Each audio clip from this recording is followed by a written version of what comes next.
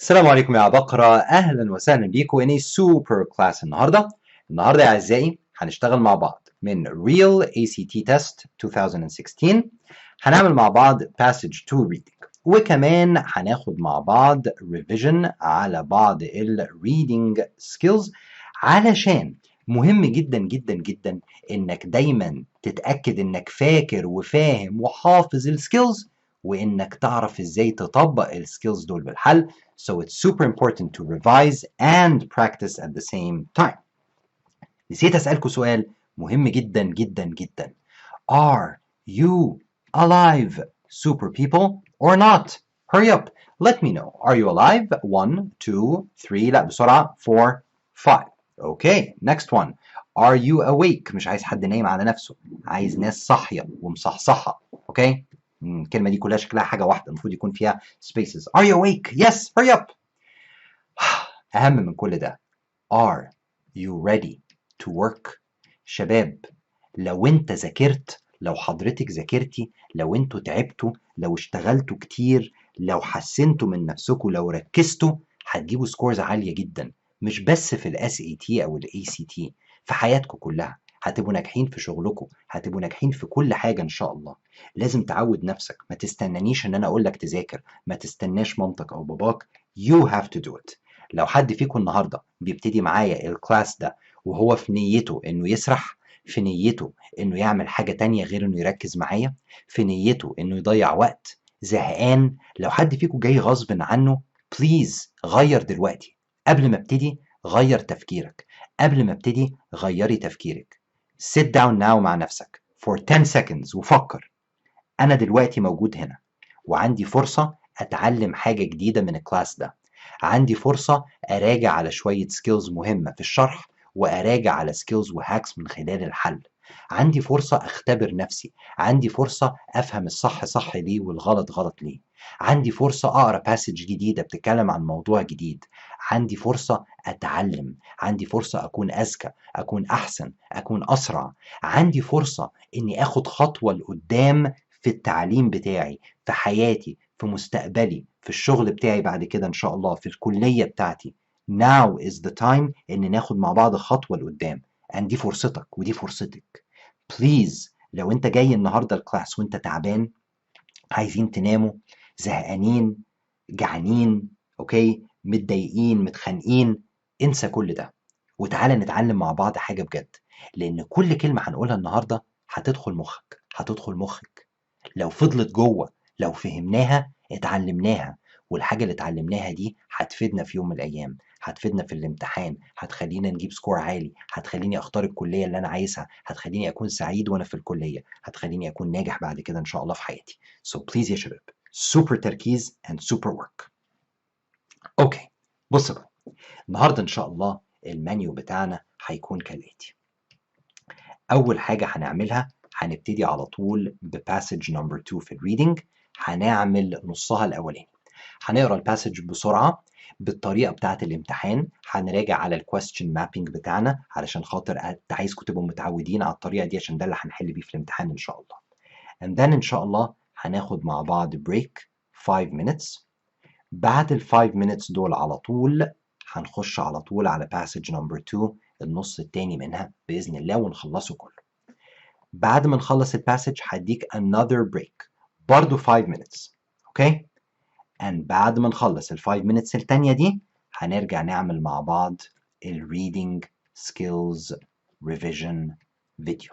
اوكي، ده فيديو انا جهزته لحضراتكم بشرح فيه ال reading skills، بعض ال reading skills، اوكي، بشرحهم in English، وقلت لكم قبل كده يا شباب ان ده حاجة انا متعمد اعملها علشان نمبر 1 لما انا اكلمك بالانجلش بس غصب عنك بتركز زيادة، لانك عايز تفهم كل كلمة انا بقولها، مش عايز حاجة تفوتك، فده بيخليك تركز في اللي انا بقوله.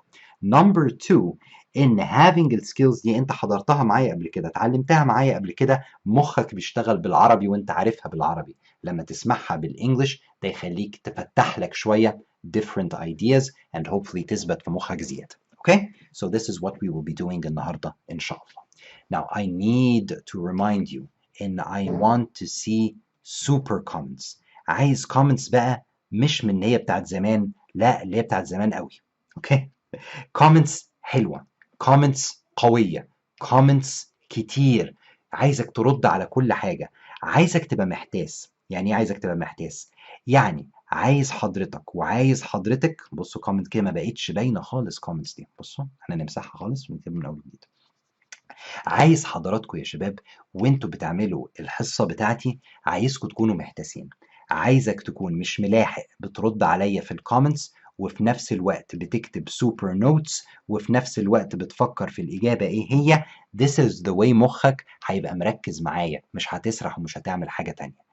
And then بعد ما الحصة تخلص لو في أي حاجة فاتتك، حاجة ما فهمتهاش، watch the video again النهاردة بالليل أو بكرة، اتفرج على الفيديو مرة تانية، أوكي، وشوف الحتت اللي ناقصة منك. بس جوه الحصة no exceptions. I want super comments and I want super notes بعد ما الحصة تخلص يا عبقرة إن شاء الله.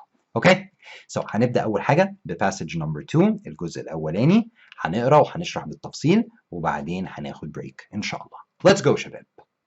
هنحل مع بعض من امتحان ACT 2016 Real ACT Test Passage number 2 يا عبقرة في ال Reading Test أو ال Reading Section. وعايز سوبر تركيز لو سمحتوا. هنقرا الباسج مع بعض الأول، وزي ما اتفقنا إن قراية الباسج مهمة جدا جدا جدا.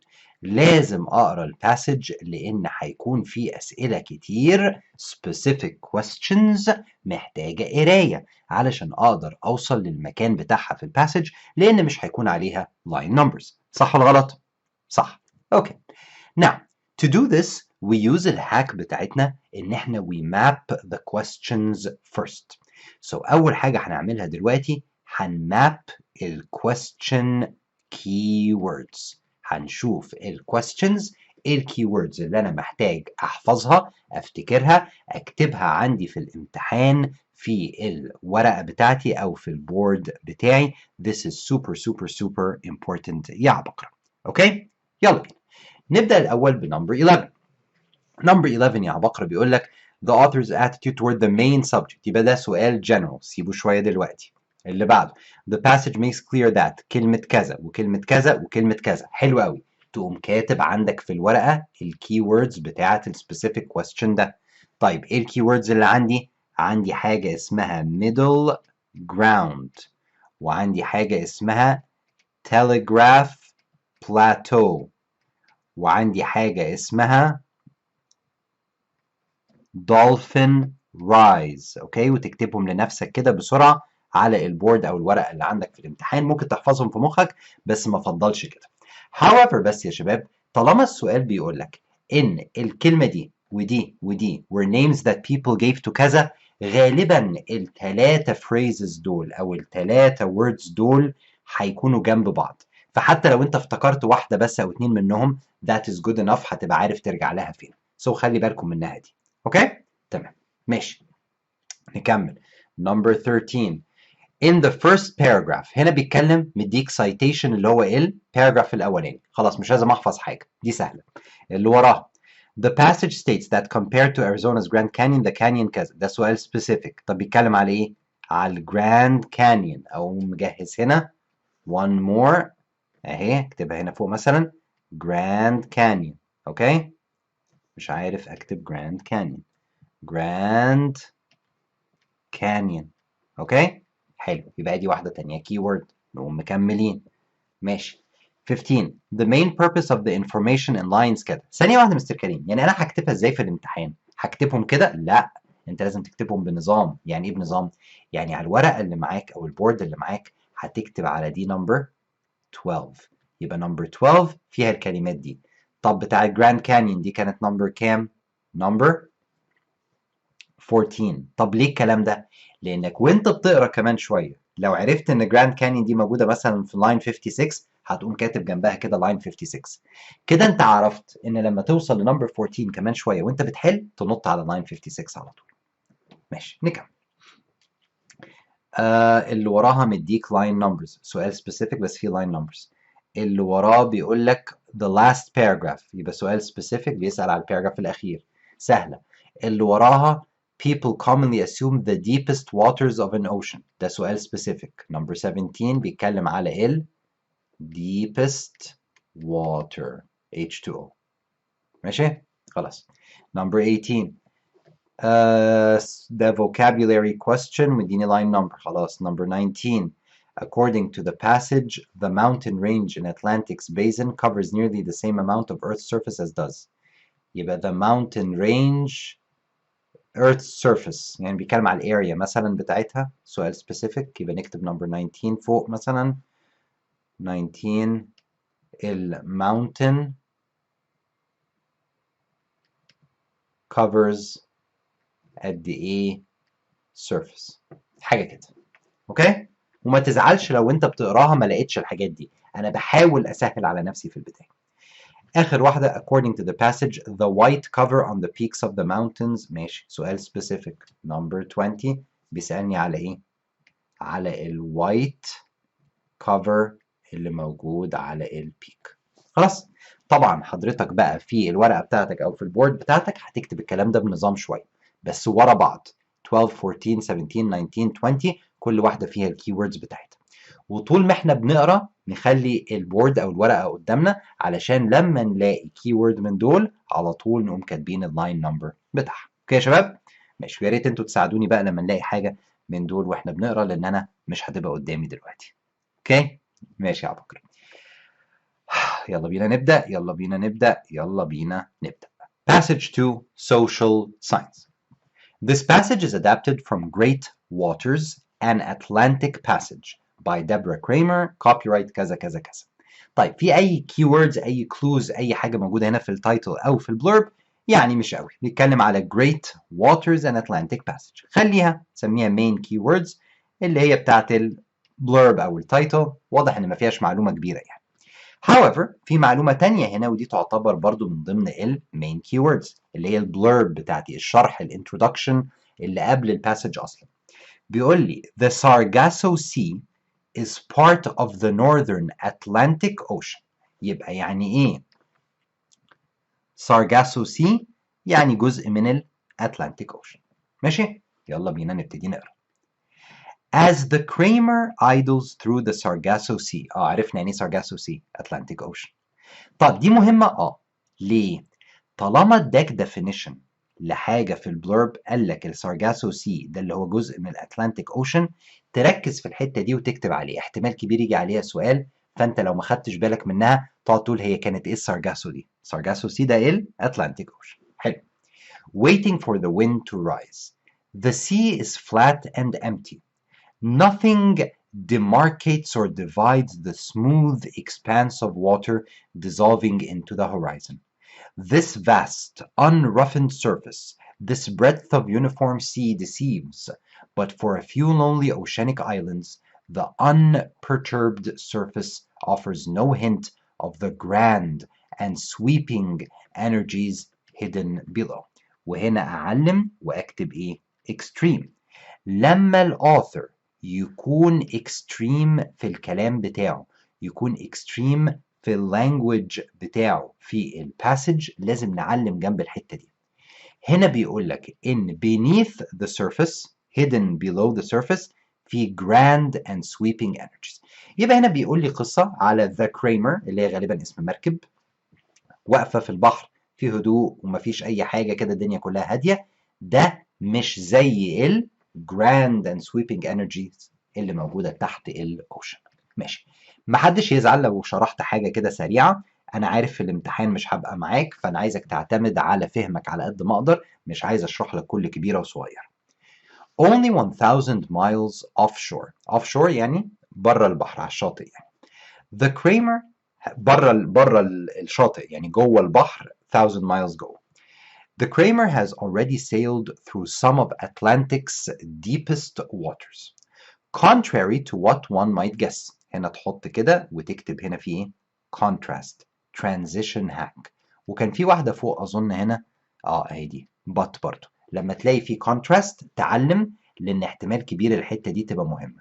لما الauthor بتاع أي passage عامة يقول لك حاجة وبعدين يقول لك الكونتراست بتاعها يقول لك عكس الحاجة دي يبقى غالبا دي نقطة مهمة. بيستعمل التضاد ده للتوضيح زي في العربي كده. ماشي نكمل. Atlantic's deepest water, like those in other oceans, are along her edges. As we continue east toward the middle of the sea, the bottom rises. طيب الحتة دي أنا ممكن أكروتها بسرعة. بيوصف الأتلانتيك أوشن فين غويط وفين مش غويط. كمل بقى. The unmarked plains of the abyss here flattened by layers of sediment give way to rising foothills and then to mountains. The first maps of Atlantic seafloor noted, albeit crudely. كلمة albeit يعني although, even though, okay, فيها نوع من الكونتراست. كلمة مهمة دي اكتبها. This rise, early efforts to plumb Atlantic's depths proved outrageously inaccurate. هنا بيقول لك ايه؟ outrageously يعني حاجة فظيعة. تبقى extreme يبقى نحط star. الحتة دي مهمة. One naval officer paid out 8 miles, 13 kilometers of hemp rope from a drifting ship and concluded the sea had no bottom. يبقى واضح الحاجات الاوتريجز دي كانت محاولات لقياس العمق بتاع الاتلانتيك اوشن. فواحد راجل زمان قعد يقيس كده لغايه لما اكتشف وقال لك لا دي ملهاش بوتم اساسا. الاوشن دي ملهاش بوتم، مش عارف يقيسها من كتر ما هي كبيره. Eventually, sailors more or less successfully calculated depth by having overboard cannonballs tied to baling twine. When they hit bottom, the sailors measured and snipped the twine and then moved on, leaving a trail of lead strung out across the seafloor. These crude soundings, forming the basis of the first map of Atlantic's basin, published in 1854, identify the prominent rise halfway between Europe and America. بص بقى، لازم تقرا الباسج ولازم تقراها بسرعة. بس لو دخلت في الفخ انك تحاول تفهم بالظبط ايه اللي بيتقال ممكن تفهمه، خاصة لو الانجليش بتاعك قوي، ولكن هتضيع وقت كتير. You need to go super fast وتركيزك على الوردز اللي احنا قلنا عليها اللي هم ايه؟ Middle ground, Telegraph Plateau, Dolphin Rise, Grand Canyon, الماونتن covers surface قد ايه؟ قد الارض، deepest waters, الوايت اللي على البيك. تحاول تركز في الوردز دي وهي موجودة قدامك قدر الاستطاعة وتقرا كل كلمة بس بسرعة. حتة انك تقرا حتة وحتة لا خطر جدا. انا عايزك تقرا كله بسرعة. طيب. For many years no one could explain why the basin of Atlantic, unlike a bowl, unlike يبقى فيها ايه؟ contrast. يبقى حط هنا star. الحتة دي مهمة. Deepened at its edges and shoaled in its center. People assumed that this middle ground, Telegraph Plateau, أيوة أهي جت. يبقى middle ground, Telegraph Plateau, Dolphin Rise. تقوم كاتب عندك بقى في الورقة اللي معاك أو في البورد اللي معاك إن الكلام ده موجود في line 33. تقوم جاي هنا كده جنب دي وتروح كاتب 33 وتحطها في دايرة. خلاص؟ امشي بقى على طول. As it was variously called, was an ancient and drowned land bridge, or at least a continent or a lost continent, but sailors, but يبقى فيها contrast تاني. Repairing transatlantic telegraph cable, unknowingly produced evidence to prove otherwise. Wrestling with the broken cable, they accidentally twisted off a piece of the plateau and dredged up a 21-pound chunk of dense black volcanic rock. It was some of the youngest, freshest rock on Earth, and it was torn not from a piece of continent sunk beneath the waves, but from the very foundation of the sea. طيب في حاجة مهمة هنا بس أنا مش متأكد إيه هي. كمل لو جه عليها سؤال هنبقى نرجع لها تاني. كان في واحدة تانية هنا contrast تقريبا مش كده؟ but اهي يبقى واحدة contrast تاني. هحط سي بس بقى عشان الإنجاز في الامتحان. نكمل. Today, highly sophisticated sound waves bring the hazy images of those early soundings into sharp focus, revealing that one of the largest and most salient geographic features on the planet lies on the floor of the ocean. يبقى من أكبر الحاجات اللي على البلانت كلها على بعضها موجودة تحت الأتلانتيك أوشن، تحت المحيط. Hidden beneath the waves is an immense submerged mountain range. وimmense يعني كبير قوي يبقى extreme. يبقى تحت البحر في mountain range سلسلة جبال كبيرة جدا. The backbone of the sea. More extensive, rugged, and imposing than the Andes, Rockies, or Himalayas. It covers almost as much of the Earth's surface. أيوة إيه دي؟ مين يقول بسرعة؟ نمبر كام؟ نمبر كام؟ أيوة كده. It covers Earth's surface. أهو. Mountain covers surface. number 19. حلو قوي. دي لاين كام؟ 51. تقوم كاتب فوق هنا 51. كمل بقى على طول. يلا good job. As the dry land of continents. Winding like the seam of a baseball, it circles the planet in a long, sinuous path, running the entire length of Atlantic, slashing the basin neatly in two. Its mountains are stark and black as the sea itself, lit only at their peaks by a thin patchy covering of white. ها؟ peaks ووايت. دي كانت موجودة فين؟ في سؤال هنا أنا فاكره. أنهي واحدة بسرعة؟ أهي نمبر 20. حلو. لاين كام ده بقى؟ لاين ساعدوني يا شباب. 56 و 57. يبقى تكتب جنب دي كده أهو. وايت بيك لاين 56. حط دايرة. يلا بينا كمل على طول بسرعة. انجز. The skeletal remains of tiny microscopic animals that once lived at the surface. Peaks as high as Mount St. Helens sit in a watery world of blackness, more than a mile below the surface, beyond the reach of light, beyond the sight of sailors. حلو قوي. A great valley, eclipsing any comparable feature on dry land, runs through these mountains. Arizona's Grand Canyon, one of the Earth's most spectacular places, extends for about to... حلو. Grand Canyon, line 64. Grand Canyon اهي 64. حلو. فاضل لنا واحدة بس اللي هي deepest water. الحمد لله. A lesser known canyon of similar depth but considerably greater length lies high in the mountain ridge. بسرعة. Although offset in many places by breaks in the mountain, the Rift Valley, as the canyon is called, extends the length of that. الأرقام دي طنشها. Here in this bleak and forbidding place where the water is almost freezing, مش عارف إيه. Scientists visiting the Rift Valley for the first time named the volcanic hills in this otherworldly setting. ايه يا مستر كريم انت بتعمله ده؟ بنجز، بمشي بسرعة في الامتحان، أنا مش عايز أحفظها، مش عايز أفهمها، أنا عايز ألاقي الوردز اللي أنا مطلوبة مني، وأنا كده خلصتهم كلهم ما عدا واحدة. Yet what had seemed. هنا بقى هتقرا بالراحة ليه؟ علشان دي conclusion، ولما نوصل للconclusion لازم نعمل إيه؟ نقرا بالراحة ونركز. كمان أنا عارف إن في سؤال كمان شوية جاي على إيه؟ على last paragraph لسه شايفينها من شوية. Yet what had seemed so foreign. ويت دي contrast. To scientists is an integral part of Earth's very being, for at the ridge our own planet gives birth. The floor of the Rift Valley is torn, from the gashes has sprung the seafloor underlying all of Atlantic. Here the youngest, newest pieces are made. Earth is still cooling from her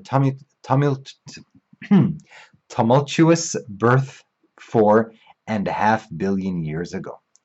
Heat leaking from the molten core and from radioactive decay deep inside the planet rises toward Earth's surface, powering the volcanoes that delivered the ridge to the sea.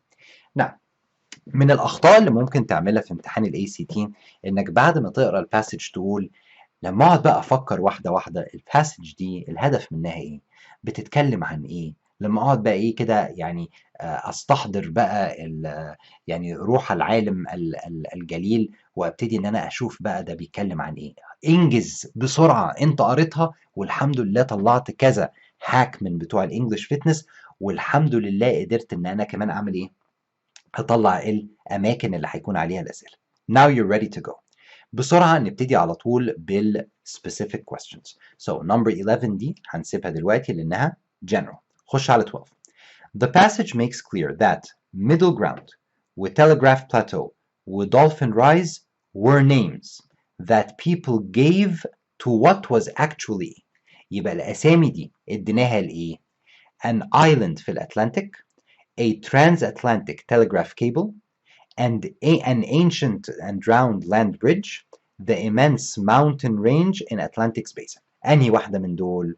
طيب احنا عارفين اهو ان Middle Ground, Telegraph Plateau و Dolphin Rise دول موجودين فين؟ في line 33. حلو. تعال بقى هنا اهي line 33. نقرا بقى يا شباب يلا. For many years, no one could explain why the basin of Atlantic, unlike a bowl, deepened at its edges and shoaled in its center. People assumed that this middle ground, Telegraph Plateau, or Dolphin Rise, as it was variously called, was an ancient and drowned land bridge. Mr. Karim, ancient drowned land bridge. يبقى الإجابة H. طب كمل كده. Or a lost continent. يبقى الإجابة هتكون إيه؟ لا مش موجودة. ماشي. يبقى الإجابة H. طب كمل كده. But sailors repairing transatlantic telegraph cable. طب ليه كملت؟ عشان في هنا contrast hack أنا معلم عليها، يعني في حاجة مهمة. طب كمل. unknowingly produced evidence to prove otherwise. استنى، يبقى هو هنا بيقول لك ايه؟ بيقول لك ان السيلرز ان هنا فوق قال لك ايه؟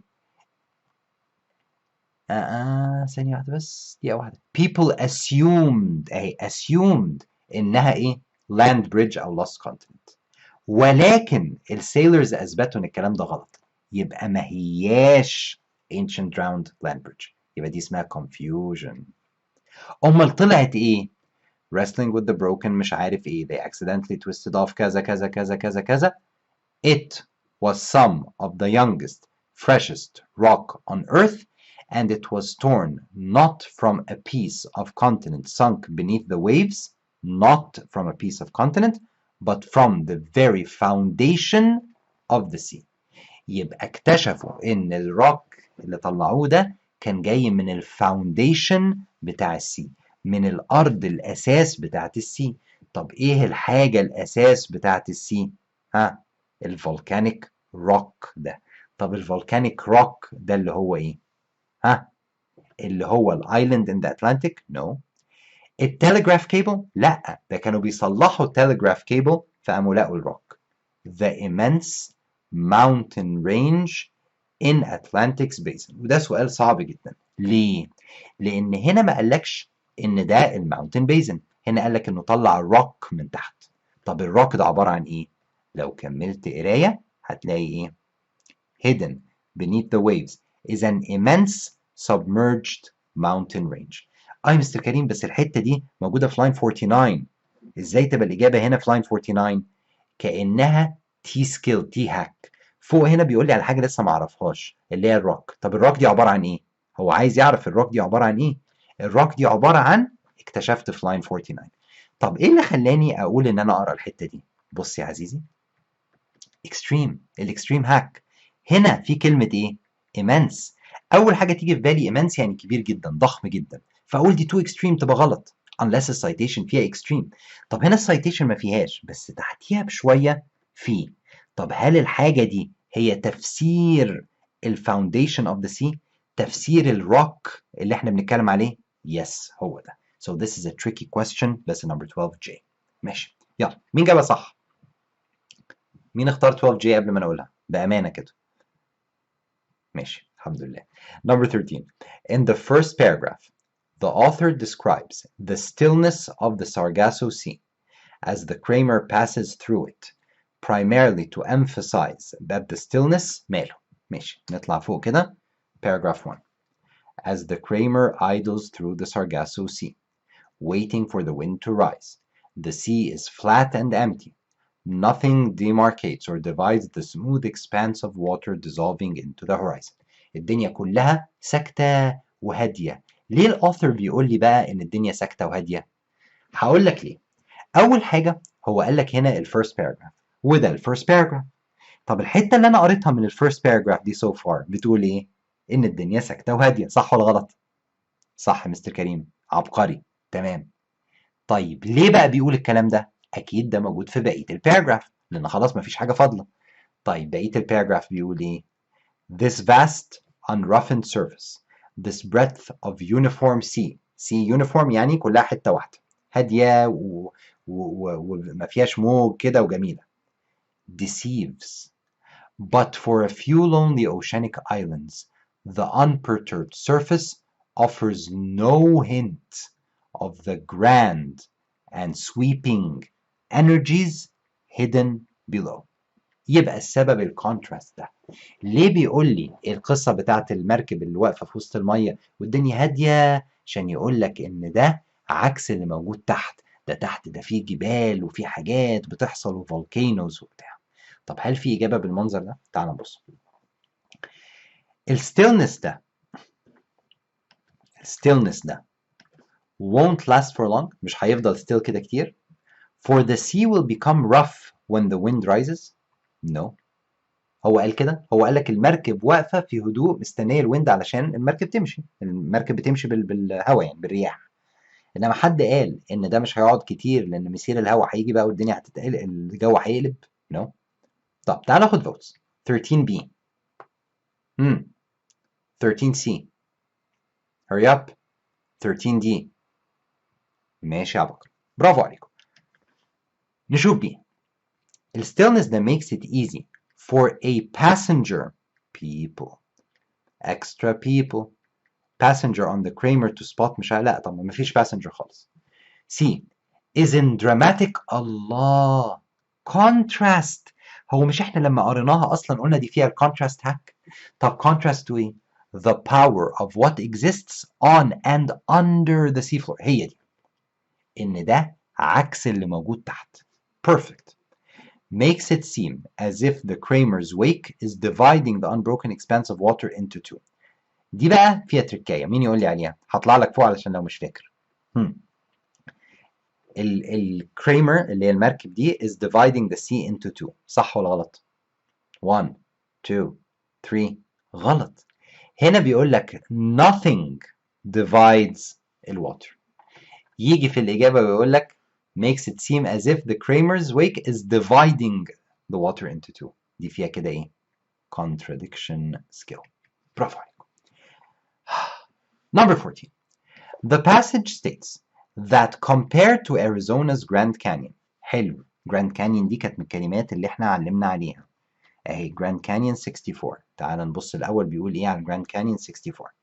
يلا اقرا معايا يا عزيزي.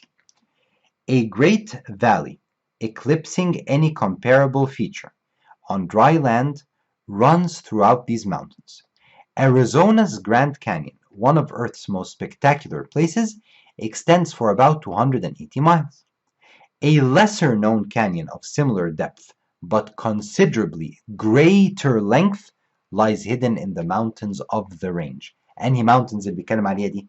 الماونتنز اللي تحت البحر، اللي تحت المحيط. يبقى الماونتنز اللي تحت المحيط علاقتها ايه بالجراند كانيون؟ مين يقدر يقول لي بسرعة؟ greater length. similar depth greater length. يبقى الماونتنز اللي موجودة تحت الأوشن دي similar in depth بس greater in length. ها considerably deeper غلط لأن قال لي إيه؟ similar in depth يعني نفس الدبث نفس العمق مش deeper. طيب مين عايز G؟ بسرعة. مين عايز H؟ مين عايز J؟ ها؟ yes. older غلط. wider غلط. longer. ليه؟ إن هو قال لي greater in length. اكتب جنبها greater in length. شباب لو حد فايته حاجة، يعني لو أنا قلت حاجة بسرعة قريت حاجة بسرعة أو كده please make sure you watch the video after we're done أو بكرة حتى علشان تبقوا فاهمين كل حاجة 100%. It's super easy لو أنت فهمت بس الموضوع ماشي إزاي. وعايز أفكركم بحاجة، يعني ناخد 10 ثواني بريك كده أهو. لا ما تمشيش 10 ثواني أدردش معاك يعني. إن أنا ما قريتش الباسج دي بذمة، أنا ما شرحتها لكش. أوكي؟ إحنا ما عملناش فيها English fitness. إحنا قريناها بسرعة ودورنا على words keywords علشان نعرف نحل بيها. And this is the way احنا بنحل بيه. So please make sure you understand this and في البيت you practice doing that as well. Okay يا عبقرة. So هوقفك هنا بقى شوية خلاص، والحاجات اللي قلت لك عليها دلوقتي الدردشة دي مهمة جدا جدا جدا. Make sure ان انتوا فاهمين اللي انا قلته ومركزين فيه. اوكي؟ لازم في الامتحان احل بالطريقة دي واحل بسرعة واقرا بسرعة واحاول اركز على قد ما اقدر. It's good انك تقرا الباسج برضو في البيت وتفهمها الانجليش فيتنس، بس وانت بتعمل براكتس للامتحان لازم احاول ان انا اكون بقرا بسرعه وبركز بسرعه على الحاجات اللي انا محتاج ادور عليها وبس. هناخد بريك دلوقتي يا شباب 5 minutes ونرجع نكمل مع بعض الباسج العظيمه دي. Go!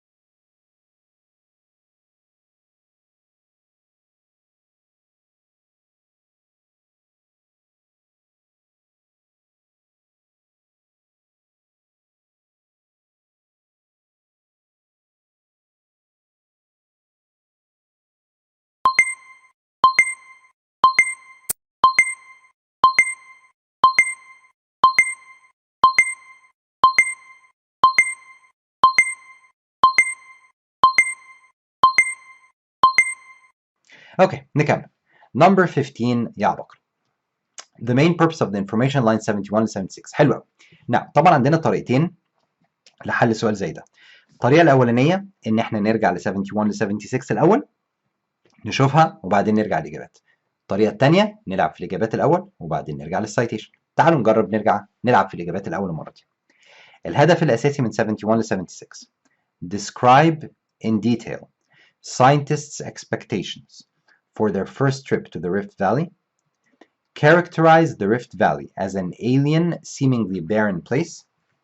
Provide statistics about several geographic properties of the Rift Valley. List the names that scientists gave to the volcanic hills in the Rift Valley. Now عايزك تركز قوي قوي قوي قوي. أول حاجة السؤال ده بيقولك the main purpose، يعني ممكن يكون فيه الهاك بتاعت part و whole. ممكن يكون فيه إجابة هنا شكلها صح بس بتتكلم عن part مش كل 71 ل 76 تبقى غلط. ادي حاجة. طيب تعال نبص كده من غير ما تقولي الإجابة من فضلك. ايه الهاك اللي ممكن نقول عليه في ايه؟ ايه ممكن تكون غلط في ايه مبدئيا من غير ما اقرا؟ برافو عليكم يا بكر. describe دي مالها to general word بس بيقولك describe in detail يعني بالتفصيل. دي too extreme. لما يبقى عندك too general و too extreme مع بعض يعني غالبا غلط. طب 71 76 في الست لاينز دول هيدescribe بالتفصيل الساينتستس expected ايه، يعني شكلها كده فيها مبالغة شوية. يمكن تكون غلط للسبب ده هنتأكد دلوقتي. طب expectations فيها time hack، ده بيتكلم على حاجة في future expectations بتاعتهم التوقعات بتاعتهم في المستقبل. يبقى ايه غالبا غلط غالبا. هنتأكد برضو. B characterize the Rift Valley as an alien مش عارف ايه. طيب ماشي معرفش هنشوف. C provide statistics about several دي اسمها ايه؟ number hack. several properties of the Rift Valley يبقى لازم يكون في كذا property عشان C تبقى صح. D list حاجة اسمها list hack. هل في list 1 2 3 4 ساعتها تبقى صح، لو ما فيش list تبقى غلط. حلو قوي. تعال بقى نرجع ل 71 ل 76. طب اخد votes الاول حاضر. number 15 مين عايز A؟ 15 مين عايز B؟ 15 مين عايز C؟ 15 مين عايز D؟ اوكي ماشي يا بكر. يلا بينا 71 ل 76. اسرعوا يا شباب اسرعوا. 71 Here in this bleak and forbidding place where the water is almost freezing, subterranean fires have lifted mounds of fresh lava onto the seafloor. Scientists visiting the Rift Valley for the first time named the volcanic hills in this otherworldly setting after distant, lifeless planets. حلو قوي قوي. بص بقى معايا مبدئيا كده الإجابة دي غلط. الله ليه مستر كريم غلط؟ الليست هاك دي فيها confusion. ازاي؟ هو قال لي في آخر سطر إن الساينتستس سموا البتاع ده كذا، سموها على أسامي معرفش إيه، بس هل اداك ليست بالأسامي؟ هل قال لك الساينتست سموا البتاعة دي 1 2 3 4؟ نو، ده مجرد قال لك إن هم سموها على أسامي معرفش إيه، بس ما اداكش الليست، تبقى غلط على طول. أوكي؟ طيب كمان ممكن نقول إن دي فيها إيه؟ part. دي كانت حتة من السايتيشن الحكاية النيمز دي كانت آخر حتة خالص. طيب A ما كانش بيشرح in details ال expectations خالص. extra information too general و too extreme و time يعني غلط تماما. A هو قال الساينتست for the first time بس ما ادانيش شرح بالتفصيل اللي هم كانوا يتوقعوا. فاضل B و C. characterize the Rift Valley as an alien. يعني ايه alien؟ خدناها في الفوكاب زمان. alien يعني غريب، يعني مش من هنا. اوكي؟ حاجة غير معتادة. seemingly barren place. لما تبقى حتة barren معناها انها حتة عاملة زي الصحراء كده فاضية، ما فيهاش أكل، ما فيهاش شرب، ما فيهاش ناس، ما فيهاش حياة. ده معنى كلمة barren. طب هل هو وصف الفالي؟ كله بيتكلم عن الريفت فالي، خد بالك. في واحد بقى ذكي شوية يقول لك أصل أنا ما أعرفش يعني إيه ريفت فالي فأنا مش هعرف أحل السؤال ده. لا بص الإجابة إيه؟ بتتكلم على إيه؟ الريفت فالي، وبي الريفت فالي، وسي الريفت فالي، ودي الريفت فالي. يبقى البتاعة اللي إحنا بنتكلم عليها دي اسمها ريفت فالي. خلاص ما تعبش نفسك بقى في الامتحان. طب بيقول ان الريفت فالي ده alien وبارن. طب تعالى نبص كده. here in this bleak and forbidding place. يعني ايه bleak؟ خدناها في الفوكاب في level 2 يا شباب. bleak ماشي. bleak يعني مقبض، يعني فاضي، يعني زي الصحراء، يعني ميت، يعني بيخليك تبقى متشائم. هي دي. يبقى bleak and forbidding place معناها المكان الموحش. اوكي ده. where the water is almost freezing، والميه كلها freezing. في تحتيها ايه؟ fires، والفايرز دي بتخلي لافا يطلع لفوق. يبقى الجو كله ماله؟ بيوصف لي جو فيه بالظبط كده حاجة غريبة، حاجة alien وحاجة barren، حاجة ايه؟ very hard and very rough and tough. يبقى الإجابة بي جميلة.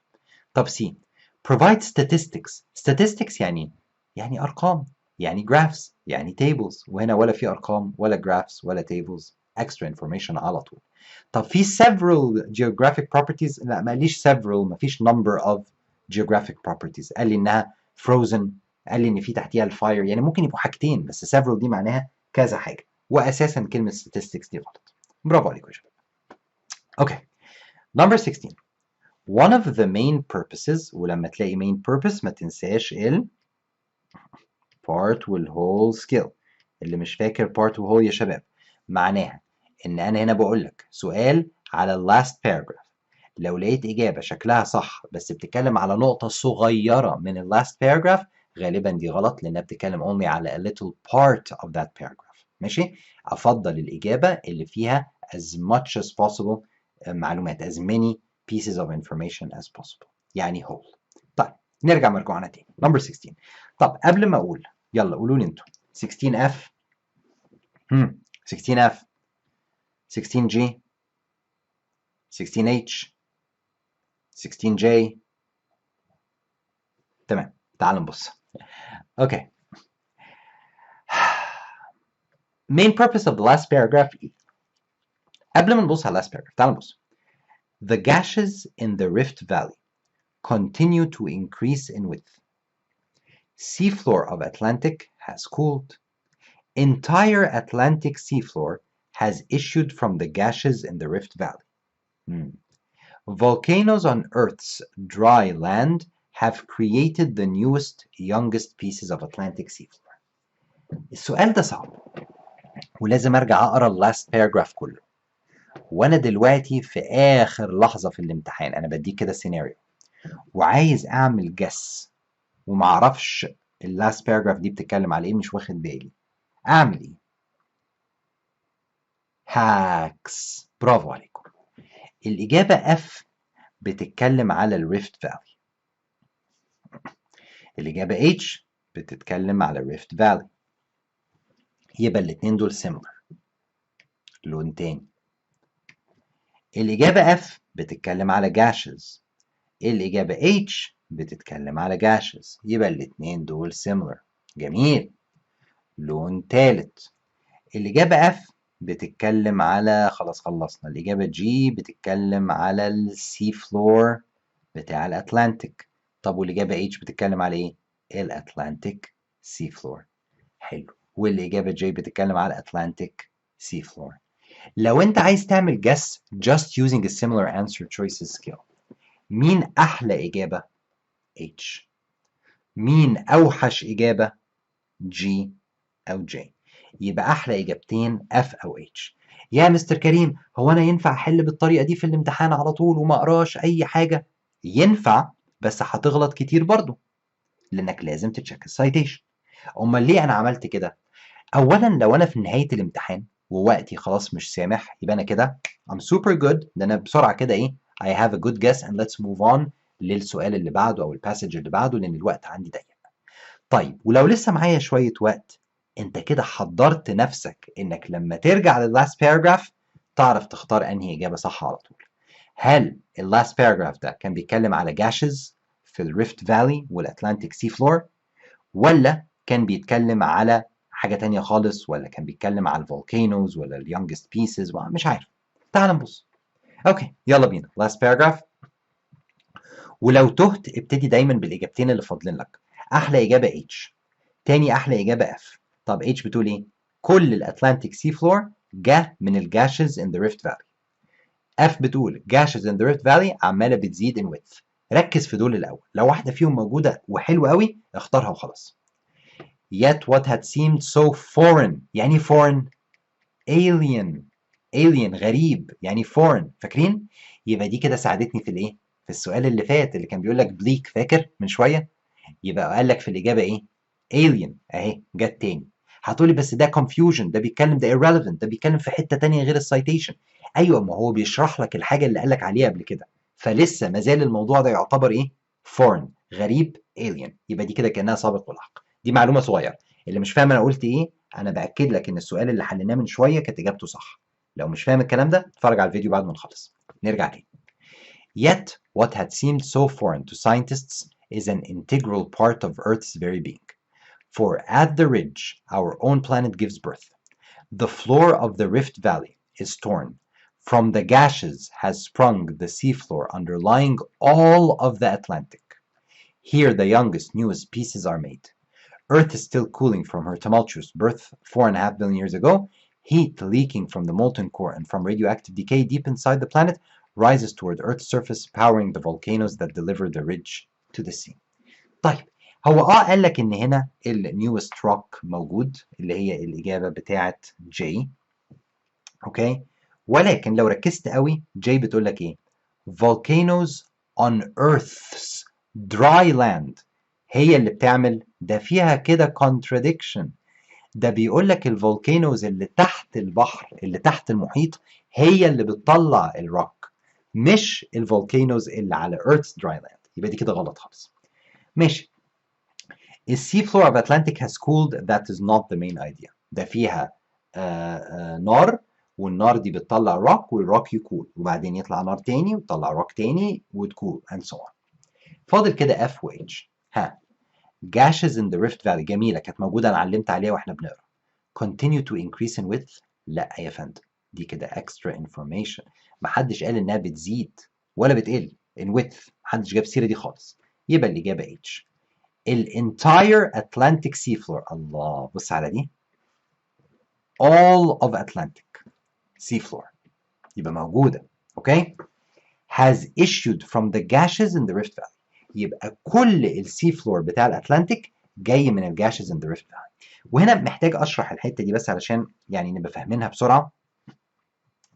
هو بيقول لك ان تحت الاتلانتيك اوشن عندنا كده جبال، وهنا فوق السيرفيس بتاعه الميه. خلاص، وادي المركب اهي. خلاص، ادي مركب اهي. ماشي، وتحت هنا في جبال عند السي فلور. طب الجبال دي اتكونت منين؟ السي فلور ده كله اتكون منين؟ من جاش يعني قطعة موجودة تحت في الأرض. القطعة دي متوصلة بالكور بتاع الأرث اللي هو فيه مولتن روك زي الفولكانو. فالمولتن روك ده بيطلع فوق هنا روك سايح، روك صخر سخن جدا فسايح ليكويد، يقع هنا اهو ينشف يعمل ماونتن، يقع هنا اهو ينشف يعمل ماونتن، وهكذا. اوكي، فده الجاش. هي H جميلة جدا زي ما حضراتكم قلتوا. it is the best one and it is super super obvious لو رجعت للسايتيشن بتاعك وقريته واحدة واحدة. اوكي يا شباب؟ نعم، لو شايف ان G تنفع كمان شوية اعتبرها part، لان هو اتكلم على حاجات تانية. المين purpose بتاع الباراجراف ان يقول لك السي فلور اللي انا مش عارف جه منين العظيم، الماونتنز الفظيعة دي جت منين؟ من الفولكانيك بتاع اللي تحت الاوشن. اوكي.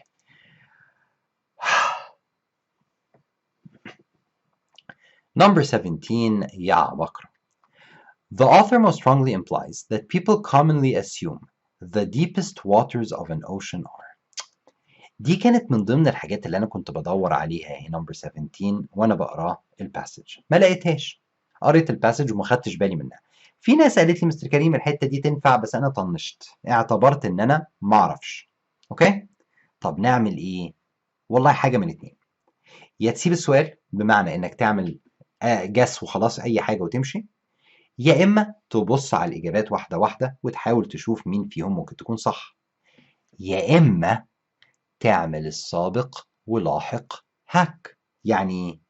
يعني تسيب السؤال ده للآخر بس تعرف هو إيه الأول، تقراه كويس. طب ليه أعمل كده؟ علشان أكمل القراية بتاعتي وأكمل الشغل بتاعي and بعد ما أخلص كل حاجة يمكن أكتشف الحتة اللي هو كان بيسألني عليها فأعرف أحل بسرعة. تعالوا نبص عليها دلوقتي. The author most strongly implies that people commonly assume إن ال deepest water بتاعت الأوشن موجودة فين؟ About 1000 miles offshore ولا at the middle of the ocean ولا dotted with islands ولا located in trenches. الناس بتفترض إن ال deepest حتة في الأوشن بتكون موجودة فين؟ 1000 miles دي أنا فاكر عدت عليا. dotted with islands برضو عدت عليا. الحتة دي عدت عليا في الباراجراف الأولاني تقريبا. تعال نقراها تاني كده. Nothing demarcates or divides the smooth expanse of water dissolving into the horizon. This vast unroughened surface, this breadth of uniform sea deceives. But for a few lonely oceanic islands, the unperturbed surface offers no hint. ما فيهاش حاجة. الايلاندز دي مالهاش علاقة خالص بالناس بتفترض ايه. Only 1000 miles offshore the Kramer has already sailed through. ده هنا بيقول لك ان المركب على بعد 1000 miles من الشاطئ. هل دي لها علاقة بالناس بتأسيوم الدبث ايه؟ No. يبقى مبدئيا انا كده بعمل educated guess. عارف ان دي وعارف ان دي الاتنين دول مالهم؟ confusion. حتة تانية irrelevant مالهمش علاقة بالسؤال. يبقى عندي بي ودي. طيب ممكن تلاقي هنا تركاية حلوة قوي. بيقول لك people commonly assume. يبقى لازم الإجابة بتاعت دي تكون في الحتة اللي فيها ناس بتفترض العمق بتاع المية. طب فين في ناس بتفترض العمق بتاع المية؟ تعال نكمل كده. فين في ناس there it is. contrary. الله، شوف بقى الكونتراست هاك بتاعتنا حلوة ازاي. ايه ده؟ استنى مستر كريم، هو انت كده بتقول لنا هاك؟ ايه هي؟ انك لما تيجي تعمل جس في سؤال صعب ما عندكش فكرة السايتيشن بتاعته فين، جو تشيك الحاجات اللي احنا معلمين عليها في الباسج زي ال contrast hack. جو تشيك الحتت اللي فيها ال extreme hack، لان الحاجات اللي احنا معلمين عليها دي عارفين ان دايما بيجي عليها اسئله، وانت عندك سؤال ومش عارف بيتكلم على انهي لاين بس عارف ان الحته دي فيها contrast hack، go check it. هي دي. contrary to what one might guess. one ده اللي هو ايه؟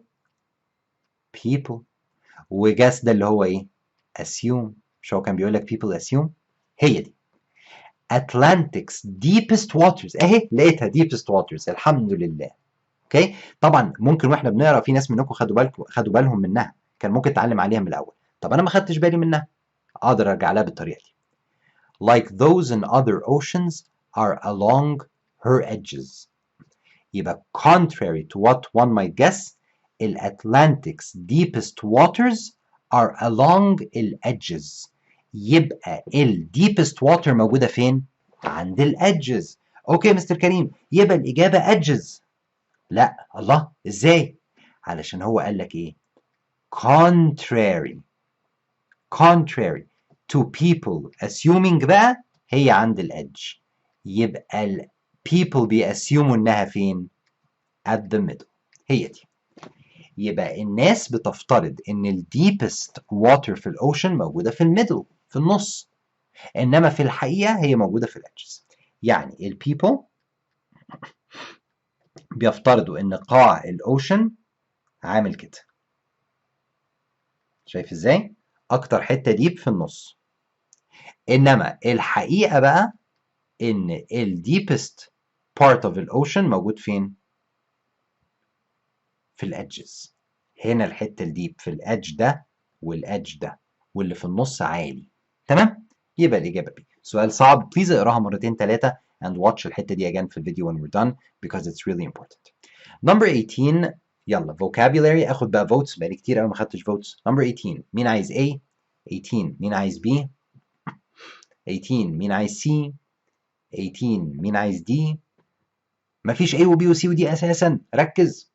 18F. في ناس جاوبت وقالت لي 18F. 18G. 18H. 18J. عبقرة يا عبقرة. ماشي.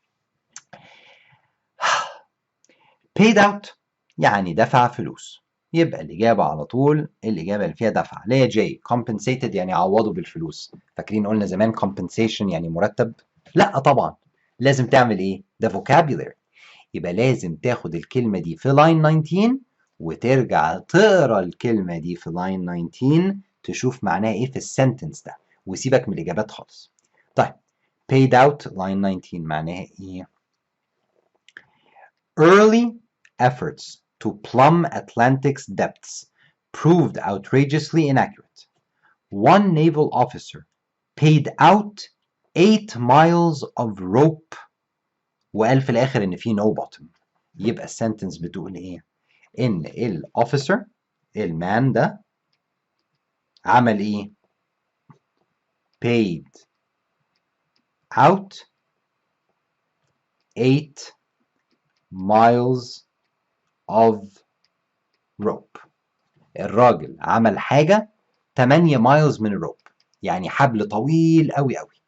يبقى دي فيها حاجة اسمها ايه عندنا؟ subject verb object hack. لما يكون الفوكابولاري question بيسألك على verb paid the verb تجيب السبجكت اللي هي man وتجيب الاوبجكت اللي هي rope وفي النص هنا الفيرب. طب واحد راجل هيعمل ايه لحبل؟ يلا نشوف.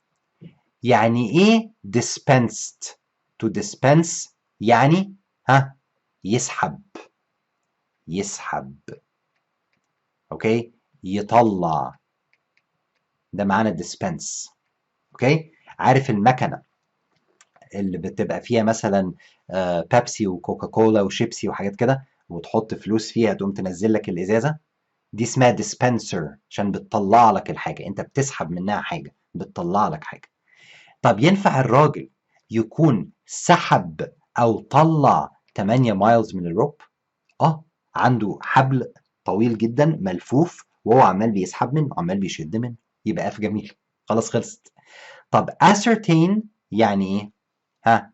يعني figure out، يعني know، يعني determine. الوردز دي مهمة، لو في أي كلمة بكتب لك معناها تبقى مهمة، لو طنشتها تبقى مش مهمة أوي. ينفع الراجل يحدد أو يعرف أو يتأكد من الحبل؟ لا. suggested يقترح، ينفع الراجل يقترح الحبل؟ compensated يعني عوض، يعني اداله فلوس، ينفع الراجل يعوض الحبل؟ يقول له تعالى يا حبل انت النهارده اشتغلت معانا كتير قوي يا حبل، ربنا يخليك لينا يا حبل، اتفضل ادي $10 يا حبل. ينفع؟ لا طبعا ما ينفعش. اوكي، ينفع؟ ما ينفعش. اوكي. Number 19. يلا يا شباب اصحوا بقى، قربنا نخلص. According to the passage, the mountain range in Atlantic's basin covers nearly the same amount of Earth's surface. حلو قوي دي، انا عارف ان انا اوريدي جبتها. 19 بص في ورقتك بقى. 19 19 فين 19 اهي. 19 line 51. يبقى السيرفيس اللي بتكفره قد ايه؟ 51 اهي. It covers almost as much of Earth's surface as ايه؟ هو ده السؤال. The dry land of continents. لو لقيت الإجابة كده تبقى أنت عبقري. The dry land of continents. عبقري. اوكي؟ ماشي عبقري. The dry land of continents. كل دول غلط. confusion extra information. الإجابة واضحة زي الشمس لأن أنا كنت عارف فين السايتيشن. Number 20 يا عبقرة ناخد votes. 20F 20G 20H 20J. hurry up.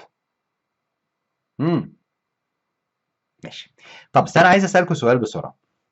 هو ليه في ال ACT مفيش إجابة E وليه مفيش إجابة I؟ يعني انتوا لو حافظين الألفابت بعد دي بيجي A B C D E F G H I J. ليه مفيش E وليه مفيش I؟ ماشي، أنا ممكن أكون قلت لكم قبل كده، يعني في ناس منكم ممكن يكونوا سمعوا التفسير ده مني قبل كده. مين يعرف ليه؟ بسرعة. بالظبط كده، لأن لو حط لك E و F عينك ممكن تلخبط الاتنين شبه بعض قوي. الF والE شبه بعض، فانت ممكن تكون مختار E وتيجي تحطها F في الإجابة في الانسر تختار F، أو ممكن العكس. طب ليه I؟ لأن ال I وال J شبه بعض برضه فممكن تتلخبط. شفت بقى الجماعة بتوع ال ACT دول بيحبوك ازاي؟ وبيحاولوا ان هم يساعدوك، مش عايزك تتلخبط. السلام. اوكي يلا بينا. عرفنا الاجابه؟ كله اتفق؟ خلاص امشي؟ لا تعال نبص. The white cover on the peaks. انا اوريدي مطلعها. Number 20 white cover peaks 56. ماشي فين 56؟ Its mountains are stark and black as the sea, lit only at their peaks by a thin, patchy covering of white. إيه هو بقى ده؟ Comma, incomplete sentence. The skeletal remains of tiny microscopic animals. يبقى الوايت ده عبارة عن إيه؟ The skeletal remains of tiny microscopic animals. Super easy. اوكي؟ وكل ده كده غلط لأنك جبت الإجابة على طول. ماشي يا شباب؟ طيب ركز معايا. هيجي واحد غلس او مش غلس قوي ويقول لي طب افرض مستر كريم ان انا لما قريت الباسج بسرعه، خاصه وانا متوتر في الامتحان وتعبان وكده، ما خدتش بالي اصلا من حته ايه؟ الوايت كفر اون ذا بيكس اللي احنا طلعناها 51 دي ولا ما اعرفش كانت كام. انت ما خدتش بالك منها. هتعمل ايه لما تيجي على السؤال نمبر 20؟ قال لك بص، تقدر انك تبص على الانسر تشويسز. يعني يمكن انت ما خدتش بالك من وايت كفر. طب فين skeletal remains of microscopic animals؟ لا ثانية واحدة، يعني مستر كريم مش فاهم. فاكرين يا شباب في ال SAT في نوع أسئلة اسمه Part 1 Part 2 questions، مهم جدا جدا في ال SAT. لما جينا نشرح في level 1 و 2 وكده بنشرح SAT و ACT مع بعض، فقلنا إن السؤال ده بيجي في ال SAT كتير Part 1 Part 2 بس ما بيجيش في ال ACT. بس السكيلز بتاعته وطريقة التفكير بتاعته مهمة جدا في الاي سي تي كمان. ليه؟ علشان سؤال زي نمبر 20. يعني ايه؟ يعني انت مش عارف الوايت كفر دي موجودة فين، اللي هو السؤال اصلا انت ما تعرفش الحتة دي فين. هتعمل ايه؟ هتحل ازاي؟ لازم تقرا الباسج كلها، انت مش هتلاقيها. فيقول لك طب استنى، تعالى نعكس بقى، نعمل زي بارت 1 بارت 2. skeletal remains of microscopic animals دي موجودة فين؟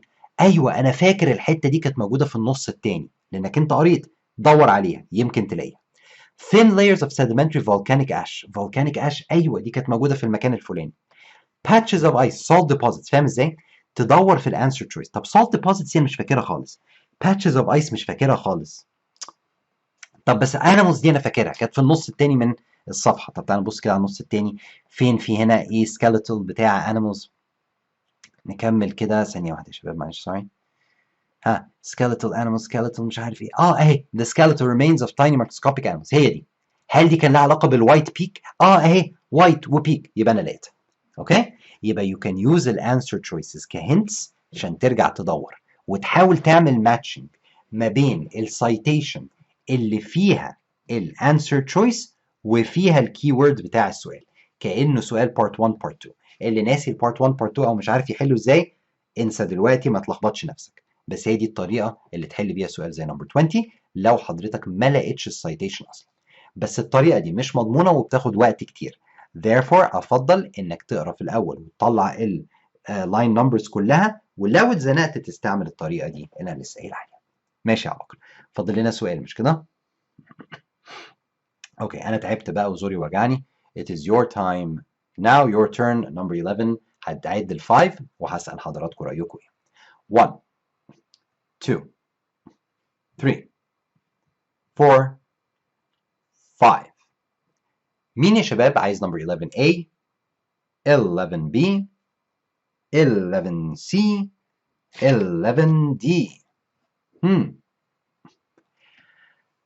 عبقرة. بص بقى يا عزيزي، the author's attitude toward the main subject of the passage. مين المين subject of the passage؟ الريفت، الماونتن اللي تحت المية، السي فلور، هي كل نفس الحاجة. awe and fascination. awe جت لنا قبل كده كذا مرة وقلنا معناها ايه؟ انبهار. وفاسcination انبهار برضه، يعني الاتنين شبه بعض قوي. انبهار. طيب positive. مستر كريم positive negative hack، برافو عليك. طيب disbelief and cynicism. disbelief يعني مش مصدق، cynicism يعني شك، يبقى الراجل شاكك ومش مصدق، تبقى negative. amusement and nostalgia. amusement يعني حاجة fun، حاجة بتخليه مبسوط. nostalgia يعني حنين إلى الماضي. طب واحد بيفتكر ايام زمان بيقول الله على ايام زمان، ده النوستالجيا. واميوزمنت يعني مبسوط عمال بيضحك، يبقى بوزيتيف. طيب دي boredom and indifference. boredom يعني ملل، indifference يعني مش فارقه معاك، تبقى نيجاتيف. مبدئيا ينفع اي author في الدنيا، اوكي، اي author في الدنيا، سميها هنا author hack، شبه scientist hack كده في الساينس passages.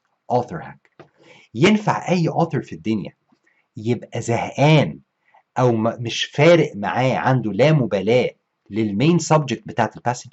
يعني انا كاتب باسج وتاعب نفسي ان انا اكتب الباسج دي كلها عن موضوع بيزهقني، وموضوع انا عندي لا مبالاه بالنسبه له، ما يفرقش معايا خالص؟ no way. يبقى دي غلط. طب overall الاوثر كان positive ولا كان نيجاتيف يا عبقرة؟ ها، positive ولا نيجاتيف؟ definitely positive. يبقى الاجابه يا ايه يا سي. طيب A هو منبهر بالجبل اللي موجود تحت المية. C هو عمال بيضحك وبيفتكر أيام زمان. غلط خالص. C ونوستالجيا لوحدها فيها إيه؟ تايم هاك. الراجل ما كانش بيفتكر أيام زمان لما كان صغير وبيلعب مع باباه في البحر لما كانوا بينزلوا يعوموا في الساحل الشمالي في مصر. لا طبعا ده مش نوستالجيا خالص. أوكي؟ ده بيقول لك حقائق علمية عن حاجة موجودة تحت الأرض وعن ناس راحوا ساينتست يدرسوا الحاجة دي. ما ينفعش يكون فيه اميوزمنت ولا نوستالجيا. ونقدر نستعمل في سي كمان نكتب هنا فوق ايه؟ ساينتست او ساينس باسج هاك. لا استنى مستر كريم، دي سوشيال ساينس ما هياش ساينس. الاثنين ليهم نفس الهاك. ده موضوع ساينس اساسا. ينفع الاوثر بتاع موضوع ساينتفك كده او سوشيال ساينس يكون بيضحك وبيفتكر ايام زمان؟ لا. يكون زهقان ومش فارق معاه؟ لا. اوكي، يبقى عشان كده ايه احلى اجابه. برافو عليكم يا بكره. بسرعه يا شباب قولوا لي السكورز بتاعت حضراتكم ايه في الباسج العظيمه دي. مين جاب 10 out of 10 بسرعه؟ 9 out of 10 بسرعه؟ 8 7 6 5 4 حد جاب اقل من 4؟ ماشي شباب. as always عايزك يعني تنمي الانجليش فيتنس بتاعك. مهم قوي قوي قوي قوي. عايزك تقرا كتير. اقرا الباسج دي تاني بغرض القرايه. طلع معاني الوردز اللي ما تعرفهاش واحفظها. افتح اليوتيوب واتفرج على فيديوز عن الموضوع ده. سيرش على الانترنت على حاجات بتتكلم عن الموضوع بتاع الاتلانتيك اوشن ريفت، على السي فلور اوف اتلانتيك اوشن، عن الفولكانوز اندر ذا اوشن. اكتب الحاجات دي كلها، سيرش فور الحاجات اللي انا قلت لك عليها دلوقتي، حتى الحاجات اللي هي مش اساسي للباسج. يعني مثلا هقول لك حاجه، بص معايا. هنا مثلا في line 59 بيقول لك peaks as high as Mount St. Helens sit in a watery. هنا الباسج مش بتتكلم على Mount St. Helens خالص. ده بيقول لك ان البيكس عاليه زي Mount St. Helens. طب ايه Mount St. Helens ده يا مستر كريم؟ افتح يوتيوب شوف Mount St. Helens ده عباره عن ايه. اقرا عنه، اتعلم زياده. English fitness super important يا شباب ليكوا on the long run. اللي عنده English اقوى واللي بيحب يقرا وبيستحمل القرايه اكتر هو اللي بيجيب سكور اعلى في النهايه 100% يا عبقرة. اوكي يا عبقرة، we're done بباسج نمبر 2 completely. الحمد لله reading is done. يا رب تكونوا استفدتوا من الباسج دي. الكلام اللي قلت لكم عليه من شويه بتاع اليوتيوب وبتاع الحاجات دي super important. محدش يهمله يا اعزائي خالص خالص خالص. اوكي ماشي سوبر بيبل، ماشي سوبر بيبل. هناخد دلوقتي بريك. احنا يعني اللي فاضل لنا في الحصه مش كتير. هنتفرج على الفيديو لما نرجع من البريك بتاع الريدنج سكيلز. بس عايزكم تكونوا فايقين واحنا بنتفرج على الفيديو ده مع بعض. اوكي فهديك بريك 5 minutes دلوقتي وبعد كده هنرجع نشتغل شويه صغيره نراجع على مجموعه من السكيلز. عايز سوبر تركيز وعايز سوبر كومنتس واحنا بنتفرج على ال reading skills revision فيديو ده because it's super important. وحاجات كتير من اللي احنا حلينا بيها النهارده في الباسج هتلاقيها في الريفيجن فيديو. فده حاجه ايه تديك الثقه الزياده دي والقوه دي ان ايوه احنا لسه مستعملين الكلام ده النهارده، وتربط حاجات ببعضها في مخك and تبقى super genius because you are super geniuses. يعني انا تعبت اتكلمت كتير قوي النهارده. المهم يلا بينا يا شباب بريك 5 minutes اعزائي and then we're back على طول على الفيديو نتفرج عليه مع بعض. go go go go go.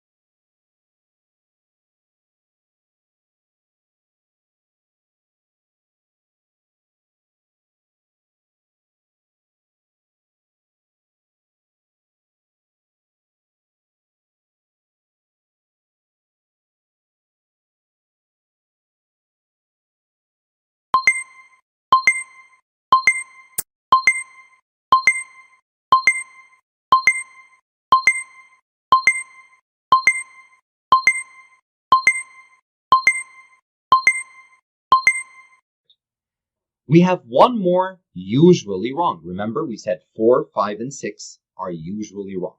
Okay? Comparisons. Comparisons in the answers are usually wrong. If you find an answer choice that has a comparison,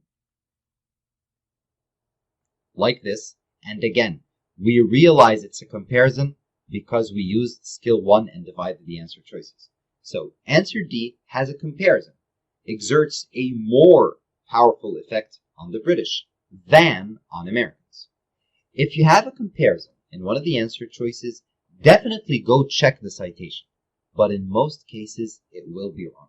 I don't really have a reason for this. As I said, these skills are the result of analysis of real SAT tests, okay? The oldest version, the older version, and the current version, okay? So, in most cases, an answer choice that has a comparison is probably going to be wrong on the SAT test, okay? But of course, you need to check your citation first. If the citation has a comparison, then D is good.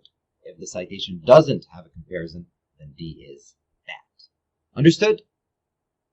Okay. Let me ask you a question really quickly. What if I have 2 answer choices or 3 answer choices that have comparisons? Do you think these comparisons will also usually be wrong? Will we still use skill number 6? No. Okay? You should be, cautious if you find 2 or 3 answer choices that have comparisons. Why? Because since they're similar, we have 2 or 3 that have comparisons, there's a possibility that one of them is actually right and that there is a comparison in the citation. Okay? But if only one answer has a comparison, it's probably wrong. Go check the citation, make sure. Okay? Now, we will learn 4 more skills. 7, 8, 9, and 10. And these 4 skills are always wrong, not usually wrong. Always wrong. Skill number 7 is the king of wrong answer choices on the SAT test. Okay? One of the most popular reasons for an answer choice to be wrong is skill number 7, extra information. Extra information in any answer choice is always wrong. What I mean by extra information is information not found in the citation. For example, let's take a look here. Answer choice B. Small effect that Pasteur wanted to have on one person's learning. And then I realized that here I have one person. Pasteur is I. The person talking here, speaking in this citation is Pasteur. So I is Pasteur, my is Pasteur. Wanted to have an effect on one person's learning, on the learning of one individual, one specific person. We read the citation, but we can't find one specific person other than Pasteur. If you have the whole passage in front of you, this is just the citation, but if you have the whole passage in front of you, you will not find this one specific person. So B is wrong because one person is extra information. Even if the information is correct, pay attention, this is important. If one of the answer choices has information that is correct, it's true, it's a fact, it's something you know as true, it's something you learned in school, but is not in the citation, then it's wrong. Okay? So even if it's true, but it's not in the citation, it's still wrong. Okay? There is no specific person in number 7. Okay? I can't find the specific person in the citation, and I can't find the specific person in the whole passage if you read the passage. So yes, it is extra information. Now, I need to tell you something really quick. Is there a chance on the test for you to think that one person is extra, is wrong, and then you realize that there was one person, but you didn't notice that person or you didn't understand it? Yes, it's possible. Okay? It's not going to be perfect. You can make mistakes. That's why we have so many skills. So for example, if I'm answering the actual test, if I'm in the SAT test, I will never say that B is 100% wrong because of one person only. I will try to find other problems with answer B. I'll try to apply other skills so that I am positive that B is wrong. Okay? So it might be tricky on the test. It will be tricky on the test in most cases, but if you use as many skills as possible, you'll be able to choose the best answer. Let's move on to 8 first. Skill number 8 is very similar to skill number 7, irrelevant information. What irrelevant information answers mean is if you have an answer that has irrelevant information, which means information in the passage, but not in the citation. So one more time. Extra information, information that's not in the citation. You can't find it, it's extra, it's wrong. And it's probably not in the whole passage. Irrelevant information is information not in the citation also, but it's somewhere else in the passage. But the somewhere else is irrelevant. It is not related to the question. Let's take a quick example. Skill number 8 is a little bit tricky and it's very similar to skill 7. So if you don't understand it now, just leave it alone. Okay, it's fine. Let's take an example really quick. Let's say we look at answer D. Answer D is divided into 2 words, diligence and homesickness. For example, on the test, I don't know what diligence means, so I'm going to ignore this word because I don't know what it means. I'm going to search for homesickness. Where am I going to search for it? In my citation, lines 5 to 7. Where's lines 5 to 7? Here they are. Of my mother's 2 years at the university, my grandmother recalled that she received good grades and never wore a kimono again. Is there anything here that has to do with homesickness? No, there is not. So D is wrong. Later on, as you continue reading the passage, you realize that the word homesick does exist, but it's in line number 10. And the question asked about lines 5 to 7. So homesick is there, but it's not in my citation. It's somewhere else. This somewhere else is not related to my question, so we call it irrelevant information. So it's basically very similar to skill number 7. It's just that you have proof that this word exists, but it's not in my citation. It's somewhere else, so now I'm sure it's wrong. Okay? So it just reassures you. If you don't understand it 100%, it's fine. Leave it for now. Skill number 9, contradiction answers. Basically says the answers that have contradictions to the citation are always wrong. Easy example here. This is not from a real test, just a very simple example so you can understand it. Contradiction answers do appear on the test. They're super easy and they do appear on the test. So pay attention. Let's look at the citation. The citation says that lions are the largest members of the feline family, the cat family. However, answer B says that lions are smaller than tigers. First of all, this has a comparison skill, right? So it's probably wrong. Remember comparison skill? We took a little while ago, skill number 6. Okay. Now, lions are smaller than tigers. This means that lions are not the largest members. Correct? So this is called contradiction. So sometimes we have information in one of the answer choices that contradicts the citation. This is a signal that this answer is always going to be wrong. The last skill we have for always wrong answers is what we call confusion answers. And confusion skill is actually a bit confusing. Okay? So it's called confusion and it is confusing. So pay attention. Basically what confusion skill says is sometimes you have a trick answer. A trick answer choice. This trick answer choice will have words similar translations to the citation, which is a signal that this is the right answer. But these words will be in confused order or will have a confused relationship. They'll be switched over, okay? They will just take the words but apply them in a confusing manner so that you think it's the right answer while it's not. Let me give you an example really quick.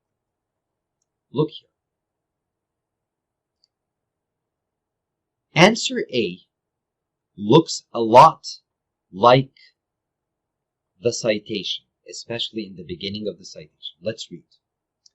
Even then, line 5, it was not suspected. Was not suspected. That the painting the junk dealer had found. Dealer. Answer A starts with was not suspected dealer. The citation starts with was not suspected the dealer.